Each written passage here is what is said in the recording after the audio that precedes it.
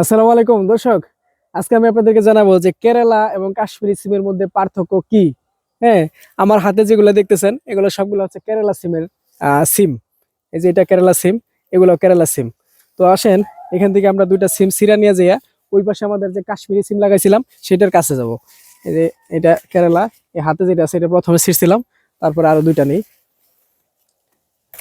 এই কেরালা, এই কেরালা, দেখেন এই সবগুলো হচ্ছে কেরালা সিম। আসলে আমরা এখন কাশ্মীরি সিমের কাছে যাব, যে হচ্ছে কাশ্মীরি এবং কেরালার মধ্যে কোনো আর পার্থক্য আছে কিনা। আসেন আমার সাথে। তো আমরা এখানে কাশ্মীরি কেরালা দুই জাতের সিমই লাগাইছি।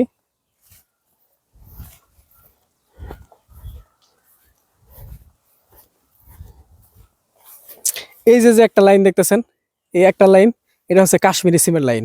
আর ওই ওইদিকে সবগুলো হচ্ছে কেরালা সিমের লাইন। আসেন আমি একবারে গাছের গোড়া থেকে নিব, যাতে আমাদের কোনো ভুল না হয়, যে আমরা কাশ্মীরি সিমটাই ছিললাম, এটার মধ্যে কোনো ভুল যাতে না হয়। দেখেন এই যে, এই যে একটা দেখেন, এটা নেই, এটা নেই, দেখেন এই একটা ছিললাম, এটা হচ্ছে কাশ্মীরি, মনে রাখেন এটা হচ্ছে কাশ্মীরি। আর এই যে এখানে আছে কয়টা, এখানে আছে তিনটা, এটা নিলাম কাশ্মীরি। আমার বাম হাতে, আমার বাম হাতে যেগুলো দেখতেছেন এগুলো হচ্ছে কেরালা, আর এগুলো হচ্ছে কাশ্মীরি। হ্যাঁ, এখন সবগুলা ফেলাইয়া দিয়া দুইটা দুইটা নেই। এগুলো হচ্ছে কেরালা, এগুলো হচ্ছে কাশ্মীরি। এখন আবার দেখেন, দেখেন এটা হচ্ছে কেরালা, এখান থেকে একটা বাদ দিই, এটা ফেলাই দিই, এটা হচ্ছে কেরালা, এগুলো হচ্ছে কাশ্মীরি। এটা হচ্ছে কাশ্মীরি, এটা হচ্ছে কেরালা। দেখেন এখন পার্থক্য আছে কি? কোনো পার্থক্য নাই।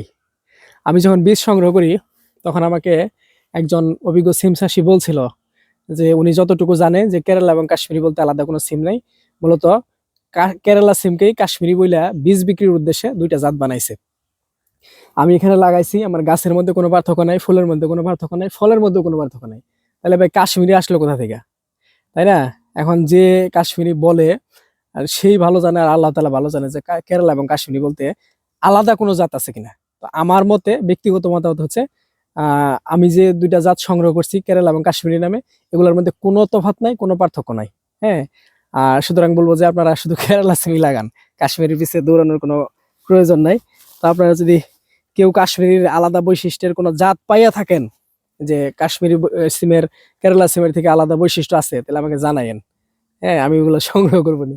আর দেখেন এই যে কেরালা সিম যেগুলো আছে বা কাশ্মীরি সিম আমরা যেগুলো লাগাইছি, এগুলার গোড়া দিয়া একবার হচ্ছে আপনার ফুল টুলাইসা ঝরে গেছিল, কিন্তু এখন গাছের বয়স দীর্ঘদিন হওয়ার পরেও আবার নতুন করে এই গোড়ার মধ্যেই প্রত্যেক গিটে গিটেই আবার হচ্ছে ফুল বের হইতেছে, ফল ধরতেছে।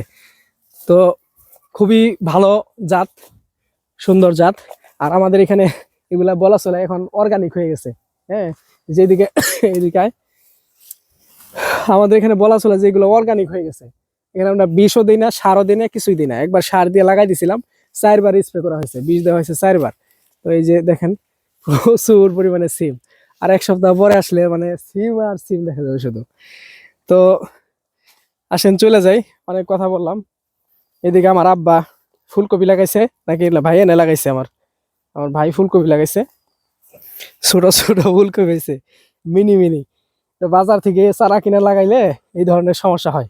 আপনার হচ্ছে জাত ভালো থাকে না, তখন হচ্ছে কপির সাইজ ভালো হয় না। আর সামনে এদিকে পেঁয়াজ, রসুন, আলু এগুলো লাগানো হয়েছে। আর আমাদের মাছাগুলো ফাঁকা আছে, আমরা এগুলোতে সামনে মাছার কিছু ফসল লাগাবো। এই দেখেন, আর একটা জিনিস আমি আপনাদেরকে দেখাই দিই, এইদিকে আসেন। আমরা সামনে আপনাদেরকে একটা নেট দিব, যে নেট আপনারা হচ্ছে প্রতি কেজিতে প্রায় 40 টাকার মতো কম পাবেন। এই যে একটা নেট দেখতেছেন, এটার থেকে আর এই যে পাশের নেটটা, দুইটার দামের পার্থক্য কেজিতে প্রায় 40 টাকা, কিন্তু ফলাফল সেমই বলা চলে, তেমন কোনো পরিবর্তন হয় নাই, একসাথে লাগানো হয়েছে। তাহলে আমরা ওই 40 টাকা বেশি দিয়ে ওই নেটটা কেন কিনবো?